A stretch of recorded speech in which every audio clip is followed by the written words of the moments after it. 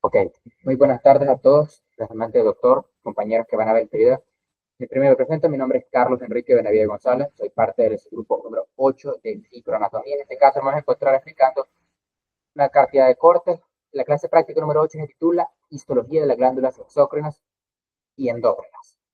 Algunos cortes ya, como lo verán aquí en el primer corte, algunas partes ya están delimitadas, primeras partes, algunos cortes ya fueron, ya se los estudié, algunas partes ya las delimité para que sea mucho más fácil identificarlos al momento de hacerlo. Otras cosas las señalaré. Bueno, el lápiz, vale. Este es el primer corte. Es el corte de una porción exócrina del páncreas. El páncreas es una glándula. Tiene una función netamente digestiva en sí, ya que se encarga de producir y transportar enzimas que ayudan a descomponer los alimentos en el intestino delgado específicamente, no el grueso. Lo primero que podemos observar en la imagen son los lobulillos pancreáticos, que sería esta parte, esta pequeña porción acá. La parte, el número 1 delimita el nombre de lobulillo pancreático, como lo tenemos de esta manera, que son básicamente grupos de unidades glandulares, todo lo que tenemos acá, o acinos, separados por tabique de tejido óseo o tejido conectivo, que sería básicamente el número 3, que sería este de acá, este tabique. El número 3 es el tabique de tejido conectivo, o tabique interlobular, perdón. Dentro de estos tabiques también se encuentran vasos sanguíneos como arterias o venas, que son los que tenemos delimitados aquí. Este rojo es uno. Y bueno, en el centro de cada lobulillo se encuentran acinos pancreáticos, también conocidos como unidades glandulares en sí, que están formados por células piramidales que se producen enzimas digestivas como la amilasa, lipasa y tripsinógeno, que son enzimas principales digestivas que se encargan de, por ejemplo, la lipasa es las grasas y la amilasa son otro tipo, como los carbohidratos o los hidratos de carbono, conocidos por otra manera. Estas enzimas se almacenan en los gránulos como gránulos de diseminógeno que podemos intuir por la coloración intensa del citoplasma apical. Estas secreciones son conducidas primero a través de los conductos intralobulillares que se encuentran dentro de los lobulillos y están revestidos por epitelio cúbico bajo, es decir, estas porciones están ahí por cubiertas por epitelio cúbico bajo. Luego, simplemente las secreciones de los conductos intralobulillares se encuentran entre los tabiques de tejido conectivo, también están revestidos por epitelio cúbico bajo, y bueno, pues todo este sistema de acinos y conductos termina desembocando en el conducto pancreático principal, a diferencia del conducto de Santorini, que es el conducto pancreático accesorio, que llevará las enzimas hacia el duodeno para colaborar con la digestión. Todo esto es básicamente una porción del páncreas. Una vez, el lóbulo pancreático, conducto intralobular, que es el 2, este es el conducto del que estamos hablando. El tabique de tejido, que es este rojo, y los vasos sanguíneos. Aquí tenemos uno. Número 4. Vamos con el siguiente corte, que es un corte del páncreas exócrino o un acino pancreático. En este caso, básicamente tomar el corte pasado y simplemente hacer un ampliamiento, es decir, un zoom. En esta imagen observamos un corte histológico del páncreas a gran aumento, enfocado en el acino específicamente, que es la unidad funcional pues, del páncreas, que produce las enzimas digestivas en sí.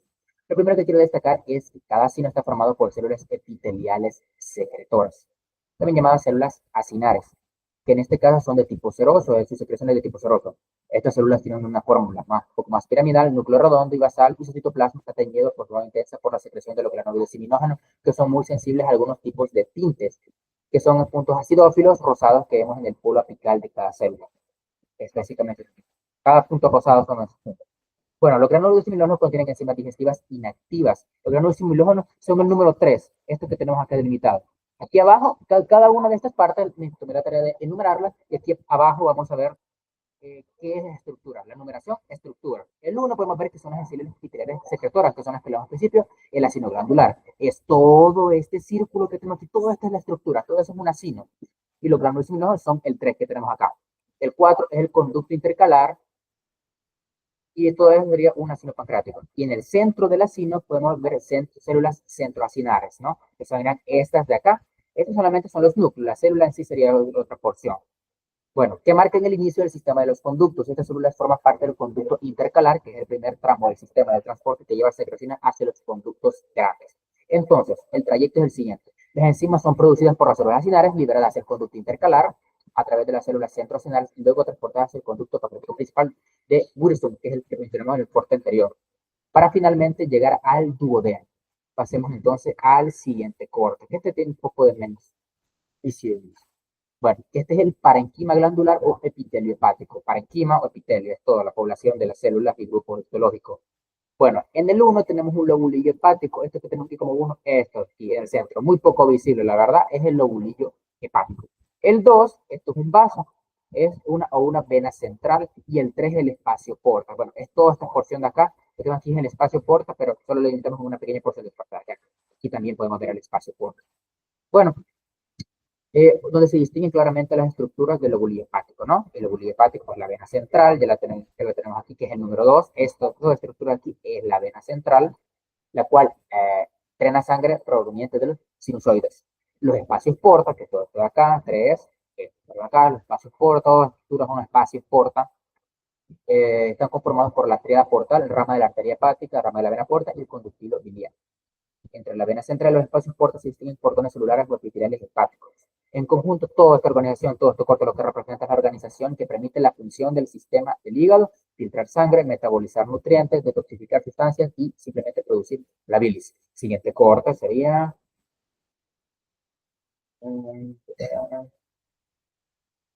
perfecto, el espacio porta. Simplemente, en este corte podemos observar las venas, arterias, vasos linfáticos, pero hablando cada uno de lo que se observa, ¿no? Primeramente observamos rama de la vena porta. Le podemos decir que la vena porta y su rama dentro del hígado es la típica en general. Bueno, también observamos que la rama de la arteria porta es como las otras arterias, o sea, una pared muscular gruesa en sí. Esta arteria proporciona sangre arterial directamente a los sinusoides, suministra sangre oxigenada al tejido conjuntivo, etcétera, etcétera. Igualmente observamos un vaso linfático, donde podemos decir que tiene la función de drenar el exceso de líquido intersticial, proteínas plasmáticas, células identitarias como los linfocitos, plasmocitos, monocitos, eosinófilos, basófilos, etcétera, desde el espacio dice hacia los ganglios linfáticos, que son estructuras del sistema inmunitario, contribuyendo al equilibrio de los líquidos y la vigilancia inmunológica. Está. El 5, esta es la rama de la vena porta, todo lo que todo lo que vemos acá. Esto es el número 5, tenemos como el número 5, rama de la vena porta, esto, todo esto que tenemos señalado aquí. El 4, este es un vaso linfático, esto que tenemos acá señalado, el vaso 4. El 2, el número 2 lo tenemos como un vaso linfático, perdón. El cuarto también, ambos son lo mismo. El número 1 es el conducto, este de aquí, es el conducto biliar.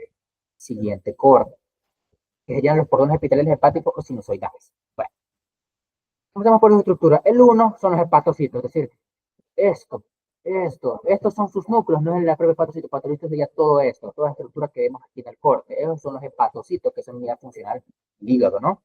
El núcleo hepatocito es el 2, esos pequeños círculos moraditos que vemos ahí más teñidos. El citoplasma del hepatocito es el 3, es decir, toda esta porción rosada aquí que no se teñe tanto como el núcleo, y las células de Kupffer, que las podemos ver acá. ¿Qué características vamos a ver? Un núcleo un poco más grande. Simple y sencillamente es un cordón epitelial hepático y sinusoide. No me voy a retener mucho en eso. Pasamos con el siguiente corte. Esta es una microfotografía de un hepatocito, es decir, vamos a tomar parte del corte pasado y vamos a hacer un zoom, un ampliamiento para poder ver esto. Bueno, primero vamos a ver que el corte se enfoca en la relación íntima entre el hepatocito y el sinusoide. En general, el elemento clave es el espacio. Dice que sería esto de acá, esto, el 1. Bueno, el espacio dice sería, perdón, esta parte de acá, esto sería la luz. Esto sería la luz del sinusoide, que va relacionada con el espacio dice. Bueno, drásticamente el área de la superficie de la célula, facilitando la absorción de sustancias desde la sangre que han pasado hacia los poros endoteliales, etc. Dentro del citoplasma del hepatocito se observa una gran abundancia de rostogránulos, como el retículo plasmático rugoso, que es lo que tenemos acá, y lo tenemos en el ejemplo como el número 5.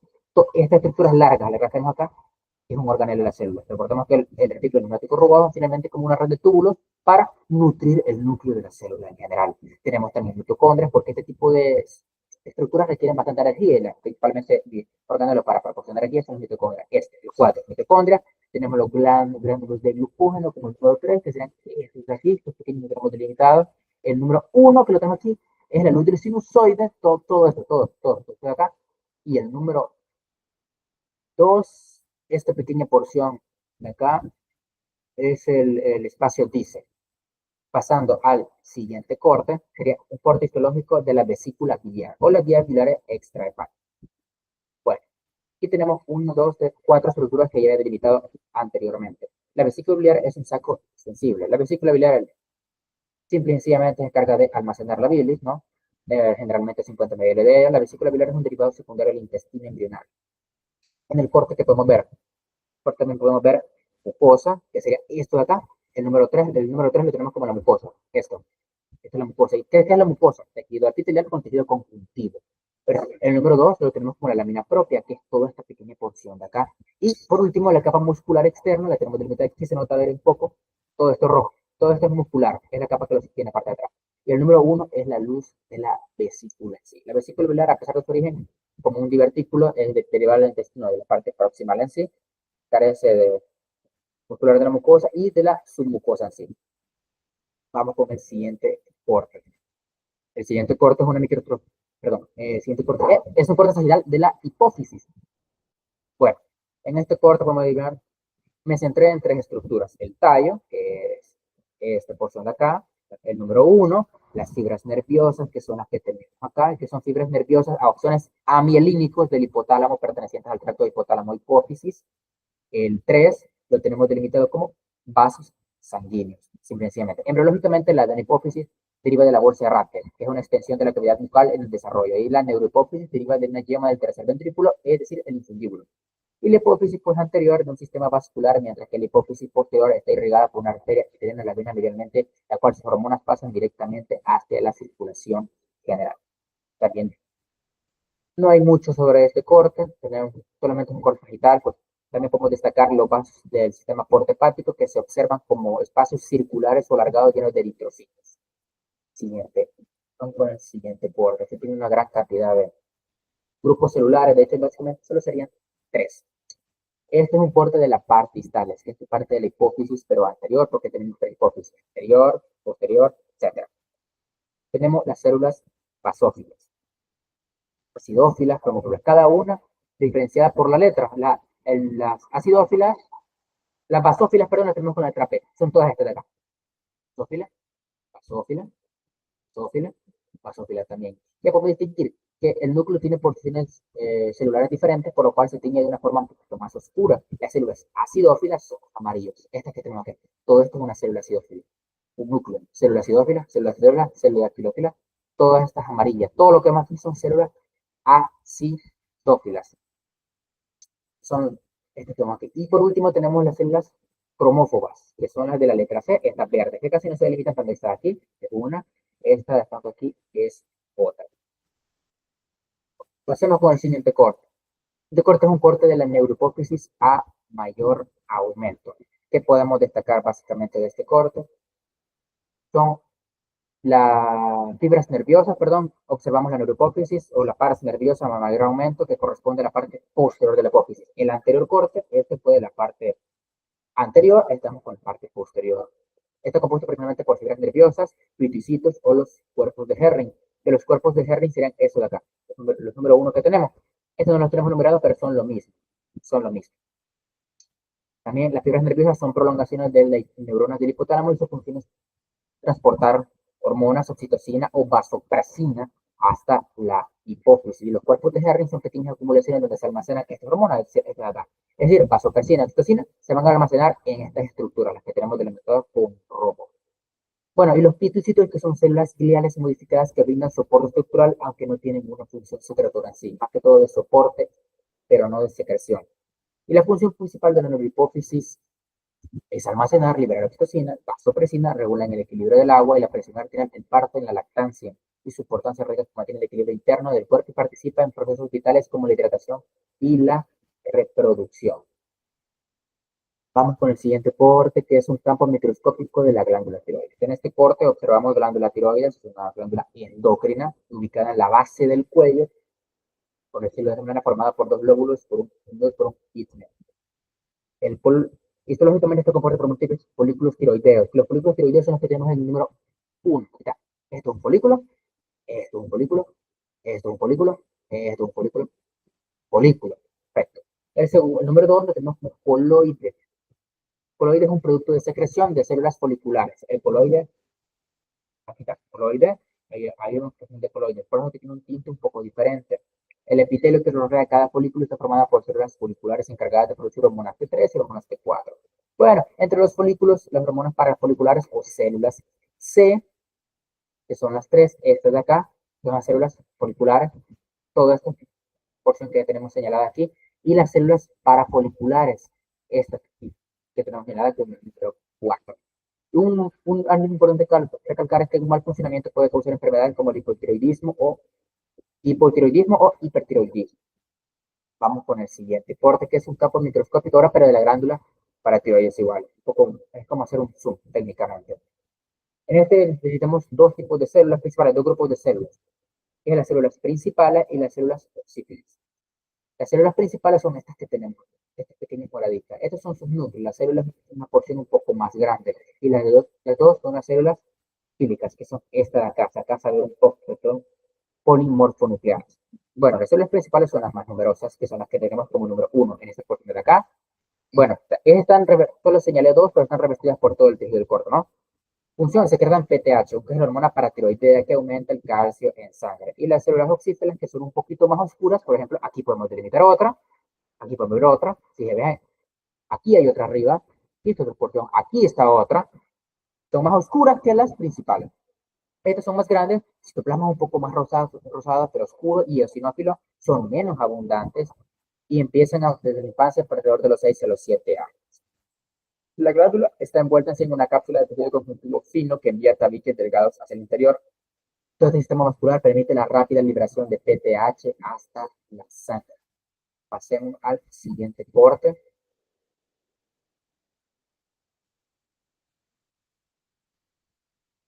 Ya, este. Corte de una porción de la glándula suprarrenal a pequeño aumento. Bueno, primeramente nos ubicamos en la glándula suprarrenal, ¿no? Que es un órgano también endocrino, ubicado sobre los riñones, están encima de ellos, se ve como una pequeña capita blanca, con más clara, por dos regiones principalmente distintas, la corteza y la médula. Es decir, cada una de las funciones hormonales específicas. Igualmente, la glándula está compuesta por una corteza, también por la médula. También observamos la cápsula de tejido conectivo que se encuentra en la porción superior. ¿Dónde vemos todo esto? Bueno, vemos la cápsula. Es este, el número 1. Todo esto que hemos señalado aquí, que está arriba, esto es la cápsula. Como la corteza es el número 2, es toda esta porción de acá. Esto es corteza. Esto que estamos delimitando aquí es la corteza de la médula, de la glándula en sí, de la glándula suprarrenal. Y la médula es esta porción de aquí de en medio, vamos a delimitar esto, la parte central. Y podemos ver unas pequeñas porciones de vasos sanguíneos que están aquí para irrigar la médula, que requiere mucha irrigación, porque está principalmente en los dientes, en los riñones, que son unos órganos que requieren bastante irrigación para la filtración. Vamos con el siguiente corte, que es un campo microscópico de la corteza de la médula. Aquí solo estamos en la corteza. Este pasado era toda la glándula suprarrenal. Ya dijimos que la corteza es como el número 2, esta porción de acá, ¿no? Este es la corteza. Bueno, tenemos el número 1 como la cápsula, toda esta porción aquí, todo esto blanco aquí es la cápsula. Vasos sanguíneos, esto de aquí, estos rojitos son vasos sanguíneos para irrigar. Y la 3, células cromafines, que son estas pequeñas moraditas aquí. Estos son células cromafines. Bueno, tiene una cápsula de tejido conjuntivo, ya la mencionamos, tiene una zona glomerular, zona fasciculada y la zona reticular. Bueno, en la parte central se tiñe más clara y se tiene esta pequeña parte de acá. Secretan catecolaminas, adrenalina, noradrenalina, también hay unas ganglionares simpáticas. Bueno, pasemos al siguiente corto, que esto no hay mucho donde rascar. Este es un corte del páncreas. Este corte es bastante importante porque es un islote pancreático, donde principalmente la parte característica es que secreta insulina. Aquí se genera la insulina, aquí es donde vamos a encontrar lo que es la insulina. Pero encontramos otro tipo de células. Por ejemplo, tenemos que delimitar el número 1, que es acinos pancreáticos. Vamos a delimitarlo. Esto es un acino. Esto es un acino. ¿Qué dijimos que es acino? Un acino era una población de células, de diversas células, no tienen que ser exactamente las mismas. Esto es otro acino. Podemos ver otro acá. Esto es un acino. Esto es otro acino. Otro, otro, tras otro. Estos son los acinos. Y el islote de Langerhans es toda esta porción circular que hemos visto. Todo el corte es un islote de Langerhans. Lo que tenemos como células A, que son estos de aquí, ¿no? A, ¿qué queremos decir con eso? Son células alfa. ¿Qué queremos decir? Bueno, en este corte es el páncreas, por parte del páncreas, ¿no? Todas estas células se encuentran en el páncreas. ¿Cuáles son? Células alfa, células beta, células delta, cada uno con una función distinta de la otra. Las células alfa se encargan de secretar glucagón. Las células beta, que son las más principales de nuestro interés, se encargan de secretar insulina, y las células delta como somatostatina. Beta, que secretan insulina, se encuentran en el centro, cerca de la luz de la glándula, beta, beta, beta, aquí tenemos las alfa, y dispersa vamos a encontrar células delta que secretan somatostatina y polipéptidos pancreáticos.